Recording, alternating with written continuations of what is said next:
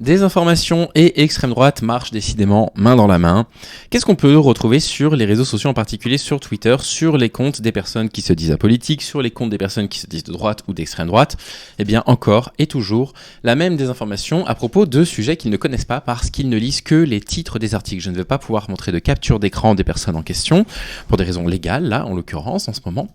Mais voilà, je tenais à vous en parler.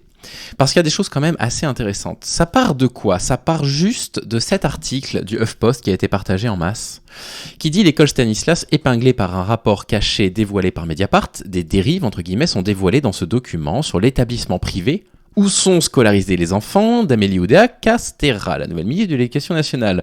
Il n'en a pas fallu plus pour que l'extrême droite twitterienne reprenne en disant c'est incroyable. Uniquement parce que elle a des enfants ses enfants dans le privé, on va supprimer le financement public, on vit dans un truc de gauchiste, c'est un lycée dans lequel l'excellence est française, comme c'était un lycée dans lequel il y a que des blancs, on en veut parce qu'aujourd'hui le gouvernement est pro-diversité machin. Une quantité de trucs stupides. Alors que la réalité, elle est très différente en réalité. Elle est vraiment très différente. Un article du Figaro, que je n'ai pas en entier, on va simplement commencer la lecture, dit après la publication du rapport sur Stanislas, la mairie de Paris suspend provisoirement son financement à l'établissement. Et donc là, déjà, on s'aperçoit de quoi? Que, en fait, il n'est pas question du fait que la nouvelle ministre ait laissé ses gamins à l'école. Elle a dit une dinguerie, une première dinguerie, elle a à peine pris son poste, mais ça n'a rien à voir avec la suspension du financement à l'établissement. En pleine polémique liée à la scolarisation des enfants de la ministre Amélie Oudéa-Castéra dans cet établissement privé parisien, Mediapart a publié les conclusions d'une enquête administrative de l'IGERS datant de juillet 2023, bien avant sa prise de fonction. Bien avant ça. Alors, que le gouvernement profite du fait qu'il puisse y avoir une polémique pour montrer qu'il est du bon côté, pourquoi pas? Mais vous allez voir que la suspension du financement public, elle n'a absolument rien à voir. Lors de la passation de pouvoir rue de Grenelle vendredi 13 janvier au matin, la nouvelle ministre de l'Éducation nationale, Amélie Oudéa-Castéra, incluait dans son discours une pensée pour ses 3 fils, qui à l'heure où nous nous parlons sont à l'école comme 12 millions de nos enfants. Rapidement, il était révélé que ces jeunes garçons étaient scolarisés à Stanislas, établissement privé sous contrat du 6e arrondissement de Paris. Ces déclarations ont provoqué une importante polémique et placé Stan sous le feu des projecteurs. Et ce mercredi 17 janvier, la ville de Paris a décidé de suspendre provisoirement son financement. Qu'est-ce qui se passe là-bas? Qu'est-ce qui se passe? Bon. Déjà, on parle d'un établissement financé par le public dans lequel le catéchisme est obligatoire, ce qui remet quand même en question assez fortement la question de la neutralité de l'État par rapport aux religions, la question de la laïcité. Les cours d'enseignement de la religion catholique sont obligatoires, ce qui n'est pas conforme avec la loi et à l'application du contrat d'association avec l'État, indique le document publié en intégralité par Mediapart. Normalement, le catéchisme est seulement facultatif. D'après des parents interrogés, la formation a une tendance au prosélytisme. Alors je me rends compte juste d'un truc, c'est que moi je suis francilien, donc je connais le lycée Stanislas comme tous les franciliens, vous connaissez peut-être pas le lycée Stanislas. Et d'ailleurs, bonjour à toutes et à tous, c'est Stéphane pour la chaîne Foyer, je vous remercie de me retrouver chez moi et donc chez vous, je vous remercie pour votre soutien actuellement sur les réseaux sociaux face à la haine ininterrompue que je me mange. Ininterrompue, c'est fou. C'est tous les jours. Le lycée Stanislas, c'est un lycée ultra-bourgeois, privé, dans lequel il n'y a que des enfants de riches bourgeois, qui se trouvent dans un des quartiers les plus favorisés de Paris, le 6e arrondissement. Et donc, voilà, ce lycée est un lycée privé, mais il se trouve que ce lycée reçoit des tonnes de subventions publiques. D'où la problématique de cours de catéchisme obligatoires. Une élève d'une autre confession que catholique ou bien athée est obligée de suivre ces cours de formation chrétienne, présentés par la direction et l'encadrement de Stanislas comme un apport culturel dans la formation de l'élève, a ainsi constaté la mission d'inspection. Ah, c'est un apport culturel alors de parler des religions. Vous retenez ça, les fachos ? Parler de la religion, c'est un apport culturel, c'est quand ça vous arrange, ça dépend de la religion en fait.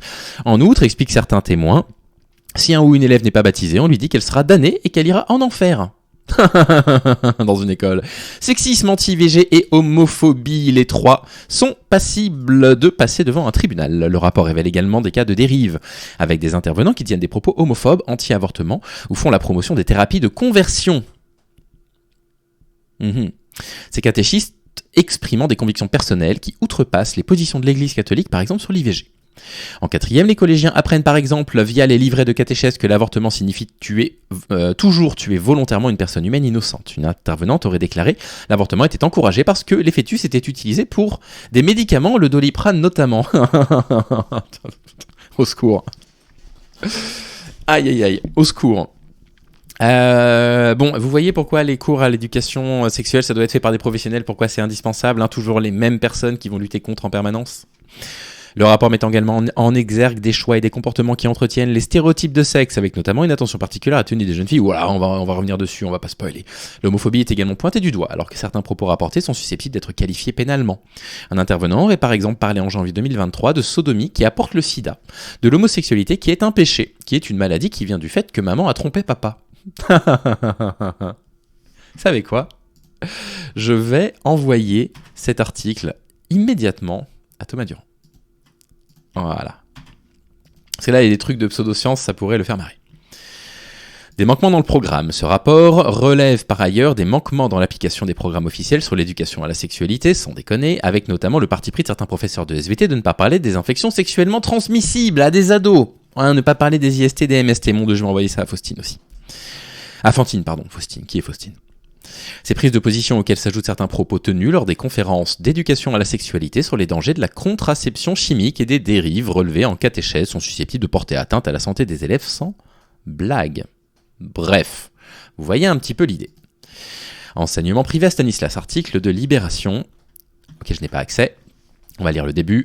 L'établissement privé sous contrat bénéficie de nombreuses aides d'État de l'État, mais aussi de très généreuses et facultatives, de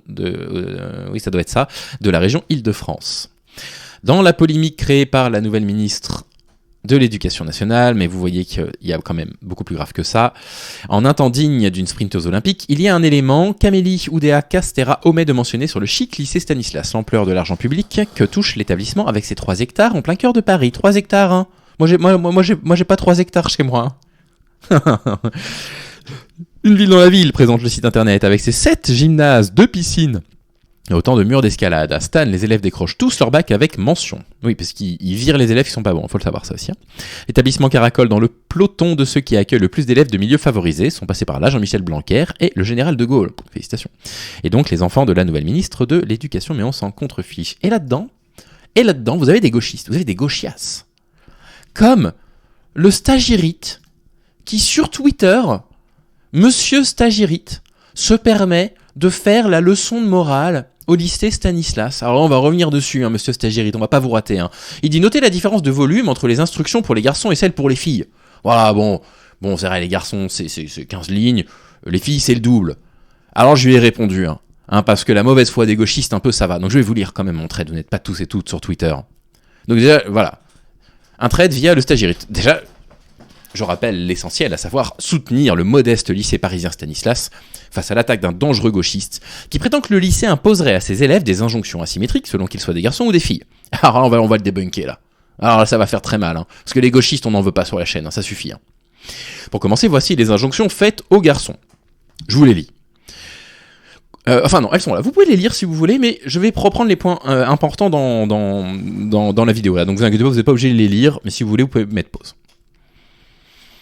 On les reprend point par point. Le lycée impose qu'il porte une tenue masculine. Une tenue masculine, d'accord ? Donc les tenues masculines, c'est très facile. C'est les tenues, quand on prend des cellules de la tenue masculine, on les passe sous un microscope, des tenues XY qui vont développer, si la tenue n'est pas trans ou s'il n'y a pas d'anomalie génétique, un phénotype de tenue masculine. C'est aussi simple que ça, une tenue mâle, d'accord ? Il faut qu'ils portent des tenues masculines. Jusque-là, il n'y a pas de raison de s'alarmer. Ce qui semble évident pour lutter contre la féminisation wokiste des hommes, qui est quand même un danger dans la société. Avec Internet, il est facile de trouver des tenues masculines. Je suis allé sur Google et j'ai tapé tenue masculine, parce que je voulais bien savoir ce qu'était qu'une tenue masculine. Et je vais vous montrer ce que j'ai trouvé. En tapant tenue masculine dans Google, on tombe sur des résultats suivants. Vous allez voir, il y a moult choix de quoi ils se plaignent. Du coup, ils se plaignent les gauchistes. Il n'y a plus qu'à trouver parmi cette carriade de possibilités celle qui sied le plus aux exigences du style éducatif du lycée Stanislas. Alors ça, c'est des tenues masculines, il faut le savoir. D'accord ? Ça, c'est une tenue masculine, par exemple, d'accord ? C'est une tenue XY. Ça aussi, c'est une tenue masculine. Ça, c'est une tenue masculine. Et alors, accrochez-vous pour la dernière. Accrochez-vous. Ça, apparemment, c'est une tenue masculine d'après Google Images. Voilà. Le kimono fleuri. Mais je veux dire, pourquoi pas ? Enfin, les gamins, ils vont à l'école. Ils y vont pour apprendre. On s'en fout de ce qu'ils portent. Ah non, pardon, excusez-moi, j'en mets plein la gueule à un gauchiste, là. Ouais, non, on peut pas apprendre des cours quand on a une tenue comme ça. Voilà, ça c'est la tenue masculine. Bien. La tenue joue en effet un rôle déterminant dans l'éducation. Je vous ai trouvé. J'ai mis des sources. J'ai mis des sources, alors c'est vrai ce que je vous dis, parce que j'ai des sources partout, là. On va les voir, mes sources. La tenue joue en effet un rôle déterminant dans l'éducation. Évidemment, en effet, la formule suivante, je vous ai trouvé une formule. Qu'est-ce qu'il vous faut de plus ? J'ai trouvé une formule mathématique. Une formule comprise et résolue uniquement par Aberkan le montre. Le résultat est clair. vous allez le voir dans la formule, c'est évident. La vitesse d'apprentissage dépend bien de la sobriété d'une tenue vestimentaire masculine, voilà la preuve. J'ai mis une formule. D'accord, donc vous allez quand même pas me dire que le fou allié, il source pas ses affirmations. Alors regardez là, il y a les machins en forme de S là qui m'emmerdaient au lycée là. Alors c'est une intégrale bien sûr, je sais même pas ce que c'est que ce signe mathématique. UE, Union Européenne, x2, c'est peut-être un truc européaniste. Donc voilà, c'est quand même la preuve. C'est quand même la preuve qu'on peut pas apprendre si on n'a pas une tenue, voilà, réglementaire. Il me semble que je vous ai apporté la preuve. Merci. Chemise ou polo sont de mise. C'est dans le règlement, hein, c'est pas moi qui le dis. Hein. Et on comprend, ce sont en effet les tenues les plus adaptées pour les cours de PS, la chemise et le polo, pour les cours de PS de pelote basque. Le sport numéro 1 pratiqué par les jeunes de Paris depuis la retraite de Manuel Valls. Alors, j'ai mis une source, parce que les gens vont dire, tu dis que c'est le sport préféré des jeunes depuis la retraite de Manuel Valls, où sont tes sources ? Ben voilà, j'ai mis une source. Voilà, elle est un peu hasardeuse, c'est vrai. J'ai mis une source. Bon, alors la source, elle dit, les couches-tard seraient plus diaboliques que les autres. Certes, elle n'est pas directement en corrélation avec le sujet dont je parle. Néanmoins, j'ai mis une source. Et en plus, c'est une étude qui a été publiée. Alors, s'il vous plaît, qu'on n'aille pas dire que je ne source pas mes affirmations. Non, mais attendez. Putain, les gens font preuve d'une mauvaise foi à mon encontre, c'est pas possible. J'ai mis une source. Les Bermudas ne sont autorisées que jusqu'en 5e, c'est dans le règlement. C'est écrit dans le règlement, j'ai pas inventé. Afin de ne pas perturber les filles en pleine adolescence qui, comme chacun le sait, ne savent plus se contrôler en voyant les jambes des garçons de plus de 12 ans. Oui, non, mais c'est connu ça, que c'est les filles qui nous font chier à cause de nos tenues, nous les mecs. On n'en peut plus, laissez-nous nous habiller comme on veut.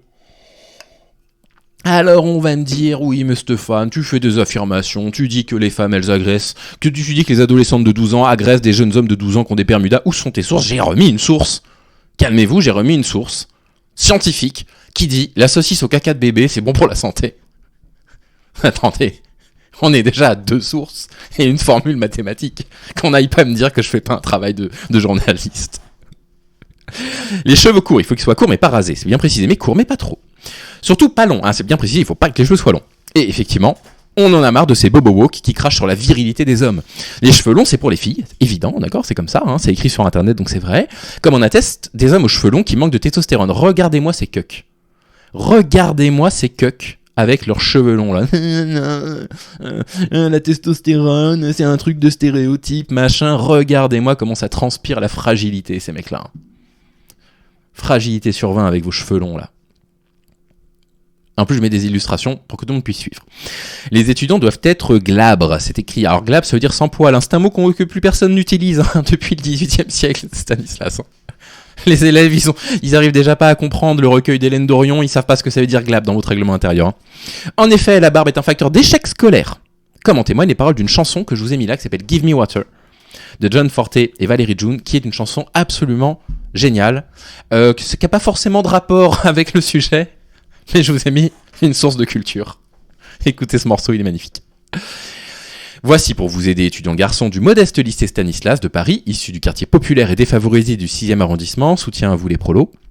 Pour votre peau douce et glabre, je vous ai mis une liste des rasoirs qu'on peut trouver sur internet, donc voilà, ça c'est des gens, c'est très rasoir tout ça. Ça c'est vraiment bien rasoir. Vous voyez, en plus de ça, c'est d'utilité publique, j'aide les gens à s'intégrer dans le lycée multiculturel, blanc catholique, bourgeois de Stanislas. Les vêtements déstructurés sont interdits, c'est écrit dans le règlement. Il y a écrit vêtements déstructurés dans le règlement. Alors moi je sais pas ce que ça veut dire, déstructuré. Donc je suis allé voir la définition. Alors déstructuré, mot de 11 lettres, qui signifie qu'il n'est pas rigide, ou alors qui est troublé. Donc il faut pas mettre de vêtements qui sont pas rigides ou qui sont pas troublés. Donc pour aider les élèves de Stanislas, du petit lycée populaire de Stanislas du 6e arrondissement de Paris, je précise, donc déstructuré c'est non rigide ou troublé, donc on évitera les pantalons en polycarbonate ou en plexiglas, ainsi que les chemises dépressives qui seraient un peu troublées, quoi. Bon voilà, je veux dire, ça me paraît clair tout ça pour l'instant. On note enfin l'interdiction absolue des bracelets, mais rien n'est précisé pour les gourmettes, je le précise. Et je précise que c'est un accessoire vendu par l'un des comptes d'Antoine Goya, dont il raffole et qu'il vend sur sa boutique de dropshipping, et j'ai mis un lien vers la boutique de dropshipping d'Antoine Goya. Chut. Voilà. Chut. Et donc voilà, boutique de dropshipping qui vend une machine à rembobiner des DVD. Un corset pour se faire des abdominaux. Un spray pour croire en Dieu. Un accessoire pour tenir son café pendant qu'on répond à un texto. Pour les personnes qui n'ont qu'une main, pourquoi pas, hein. Désolé à vous. Des piles décorées pour mettre un peu de fun à nos accessoires. Regardez, des petites piles décorées pour que dans la télécommande, on puisse se dire « elles sont belles mes piles. » Un pistolet en plastique pour tenir son téléphone. Très pratique en manifestation pour passer inaperçu. Des pièces en plastique pour faire genre qu'on a de l'argent. Une machine à caresse pour chat et chien. Comme ça, on n'a plus besoin de les toucher nous-mêmes. Un truc qui n'est pas un téléphone, mais qui permet de tweeter et de lire les tweets. Quel enfer. Le seul truc qui nous fait chier sur le téléphone, c'est l'appli Twitter, l'appli X. Et il y a des gens qui ont créé un téléphone qui fait que du Twitter. Quel enfer. Un tourneur à glace pour manger sa boule sans bouger la langue. C'est magnifique. Un auto-arrosoir. Ça permet de recycler l'eau. Un clavier avec des punaises, voilà. Hein. Bon. Des couverts en corde. C'est pratique, ça aussi. Une double pinte. Un lavabo sans trou. Un marteau électrique. Ah là, quand même bien pratique. Hein. Des lunettes pour cyclope. Alors ça, par contre, ça peut être utile. Hein. Oui, sauf qu'en fait, je viens de réaliser, mais les bornes, c'est quand même latéralisé. L'œil, il est pas au milieu du front. Une raquette de ping-pong avec un trou. Voilà. Un rouleau à pâtisserie carré. Et une porte avec une fermeture éclair. Et dites pas que j'agis pas pour ma communauté, pour la culture. Alors, avant de passer aux injonctions faites aux filles, l'occasion de rappeler le progressisme de l'établissement Stanislas qui n'interdit pas le maquillage aux garçons. Eh oui, c'est pas précisé. Et je dis, dans ce cas-là, je dis aux garçons qui voudraient se maquiller, allez sur la chaîne de Pas du Ring pour des conseils make-up. Donc là, par exemple, voilà, j'ai mis un lien vers cette vidéo de Pas du Ring pour les conseils make-up, dont le titre est Gaza, pourquoi je soutiens les nationalistes palestiniens, en lisant du Traduc Tao. Voilà. Donc vous aurez tout un tas de conseils pour pouvoir vous faire beau. Voilà. Passons désormais aux injonctions faites aux jeunes filles. Et notons un premier point immédiat. Les filles, c'est structuré, c'est comme ça. Hein. Comme les vêtements imposés aux garçons, c'est structuré pareil. Et donc, les injonctions des filles, elles sont réparties en 4 catégories. Vous voyez, on va les voir dans un instant. Voilà, 4 catégories. C'est structuré. Les filles s'aiment bien quand on leur explique des règles simples. Hein, on fait d'abord A puis B, puis C puis D, comme ça, voilà, elles comprennent. Hein. Il est rappelé en préambule la nécessité de porter des tenues suscitant le respect. Alors c'est important, une tenue qui suscite le respect. Parce que, et je le précise, la tenue est directement liée au résultat des jeunes filles, comme en témoigne une étude quand même très sérieuse de l'académie de Madrid-en-Velin, que je vous cite là, voilà, qui a pour vocation d'étudier la friction d'une peau de banane au sol quand on lui marche dessus. C'est une vraie étude. Voilà. J'ai recité une source scientifique. Hein. J'ai recité une source scientifique. On en est à 3. Alors qu'on n'avait pas à dire que le Fouali raconte n'importe quoi. Hein. On leur demande de respecter la dignité de la féminité. C'est écrit, je n'invente rien. C'est important. Nous, les hommes, on aime les femmes qui respectent leur féminité. Alors, ça m'étonnerait qu'on puisse être sexiste. Hein. Moi, sexiste, si tu savais comme j'aime les femmes, ça m'étonne. Alors là, ça fait bien longtemps qu'on me l'a pas sorti, celle-là. Féminité et résultats scolaires sont d'ailleurs corrélés. La preuve en image, j'ai retrouvé un bulletin scolaire qui est vrai, qui n'est pas du tout fabriqué par mes soins, voilà. Hein, où, la féminité sur 20, excellent respect de votre féminité. Vous voyez, la féminité est valorisée sur les bulletins scolaires. Donc voilà, je voulais préciser. Je protège ma source, hein, c'est pour ça que je l'ai anonymisé. Hein. Je voudrais pas mettre en difficulté le collège imaginaire que je cite. Hein. Voilà. Les yeux des filles ne doivent pas être dérangés par la frange, c'est ce qui est précisé. Alors ça, c'est plutôt juste, puisque finalement, figurez-vous que je suis allé vérifier sur Internet, et c'est vrai, en fait, quand on met quelque chose devant nos yeux, en fait, on voit moins bien. Effectivement, la vision n'est pas optimale. Et voilà, comme je sais que les gens vont me dire que j'invente encore un truc, j'ai remis un lien vers un article qui cite une source qui marque que, et c'est très clair, que les emballages de Caldo mal réalisés rendraient les gens plus heureux. Selon une étude. Le mec est allé voir son directeur de thèse. Il a dit, écoutez, j'ai pas trop d'idées pour mon sujet. Qu'est-ce que vous diriez qu'on évalue la quantité de plaisir en fonction de la façon dont le cadeau est emballé? Et le mec a dit, bon, écoutez, de toute façon, moi je suis à la retraite à la fin de l'année. Allez, c'est bon, je vous signe votre papier, je serai votre directeur de recherche. Et ils ont publié, le truc est publié en plus. Dans la catégorie O, on apprend que les pulls doivent être opaques. Alors, pour aider les gens à comprendre ce que c'est que l'opacité, j'ai mis un lien vers un article du Cairn qui parle de l'opacité des paradis fiscaux. Voilà, tu vois, comme ça j'aide les étudiants de Stanislas à bien comprendre ce qu'on entend par opacité.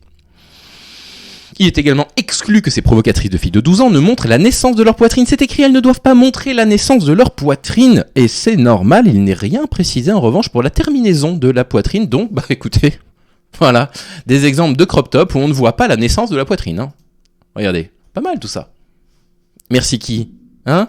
Merci le Foualier.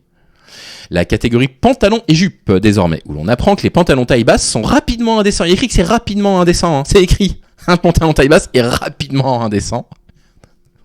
C'est pas une blague, hein. C'est pas une blague. Les pantalons taille basse sont rapidement indécents. Et je précise qu'ils sont rapidement indécents, contrairement aux pantalons troués, qui, eux, sont indécents, mais plus lentement, hein. Et d'ailleurs, je vous ai mis une courbe qui montre la proportionnalité entre les deux. Voilà. Alors, elle vous montre le nombre de personnes aux États-Unis qui sont morts noyées dans leur piscine, et puis on voit que c'est quand même corrélé au nombre de films dans lesquels Nicolas Cage apparaît. Coïncidence ? Oui, certainement. Enfin non, on voit bien. Tout est lié. La longueur des jupes doit être décente, c'est précisé, donc décent. Alors moi, je n'aime pas les chiffres pairs, sachez-le, moi j'ai un truc avec ça, j'aime bien les chiffres impairs, donc évitez les jupes de 40, 42, 44 cm. Et je vous ai mis un graphique pour que vous puissiez comprendre en un coup d'œil, voilà ce qu'on entend par une jupe décente, voilà le graphique. J'ai mis des graphiques j'ai aussi mis des graphiques. Ah mais je ne suis pas foutu du tout, hein. Ah, le Foualier, quand il poste un trade, il fait ses recherches, hein. Il fait lui-même ses recherches. Et du coup, ça se voit que j'ai fait mes recherches moi-même. Le mec, il a vu 80% de toutes les vidéos de la tronche en pied. Et il a rien compris de leur leçon, tu sais. Enfin, dernière catégorie, les chaussures. Les filles sont encouragées à ne pas utiliser de chaussures masculines, donc de type XY, je suppose. De type chantier, c'est précisé, hein. Chaussures masculines. De type chantier. Mais ma parole. Il faut le refaire, ce règlement intérieur, on va vous le refaire, les gars. C'est une problématique envahissante, hein. Les chaussures de type chantier, et j'en ai apporté la preuve. Alors là, excusez-moi, on peut me reprocher ce qu'on veut, mais quand pour une seule affirmation, un mec sur Twitter vous cite 4 études, vous pouvez rien dire. Première étude, d'après une étude norvégienne, plus un homme participe aux tâches ménagères, plus il risque le divorce. Aïe, aïe, aïe, aïe, aïe. Ma compagne, elle va se barrer, du coup, fait chier. J'ai rien compris. Un autre article qui dit qu'une palourde de 507 ans, soit l'animal vivant le plus âgé du monde, a été tuée par mégarde. Ils ont tué cette pauvre palourde. Quand ils ont voulu découvrir son âge, ils l'ont ouverte. Et elle est morte. Et ils ont dit, elle avait 507 ans. Elle aurait probablement pu vivre un peu plus longtemps. Bien joué, mec. Bien joué, changez rien. Le chocolat chaud. Ça a meilleur goût dans une tasse orange. C'est une étude qui le dit. Celle-là, elle n'a pas été publiée, hein, je suis allé vérifier. Je l'ai pas retrouvée sur PubMed, celle-là. Et voilà. Et enfin, selon une étude, les dauphins seraient majoritairement droitiers. Voilà. C'est des choses qu'il faut savoir. Bref, on retient de mon trait de quoi ? La mauvaise foi hallucinante du gauchiste Stagirite, qui ferait le reproche au lycée populaire Stanislas de chercher à contrôler le corps des étudiants et surtout des femmes, alors que la science appuie leur démarche, comme je l'ai quand même pas mal démontré. Hein. J'ai mis des sources, alors tout est vrai. On note pour conclure, dans le règlement intérieur des garçons, l'interdiction des kéfiers. Mais il n'y a rien sur les abayas. Stanislas, lycée islamiste. Et enfin, pour vous prouver à quel point mon trade était sérieux, j'ai tagué un zététicien au pif. J'ai tagué Caïs, histoire que tout le monde comprenne à quel point j'étais sérieux. Et il y a un zététicien qui est tagué, les gars. Ouais, je suis intouchable. Ma méthodologie est intouchable. Je rajoute pour les trolls qui pensent que ce trade est du second degré que c'est post-organique qui m'a formé en tant que journaliste. Ah, il me suit même pas, ce bâtard. Oh, alors, post-orga. Voilà. Et voilà, je suis très content d'avoir réussi à bien vous éclairer sur les dérives du lycée Stanislas. Il était temps que quelqu'un se retrousse les manches et aille faire des vraies recherches. Bon, écoutez, je vais retourner pleurer sur les X vidéos tournées sur moi, ma profession qui est doxée, mon nom dans les commentaires. Ils en ont rien à foutre. Et le mec, il dit en vidéo que ça me fait de la pub. Non, mais c'est pas possible. Il a décidé de me foutre en l'air, ma parole. Allez, salut les amis, reposez-vous, prenez soin de vous.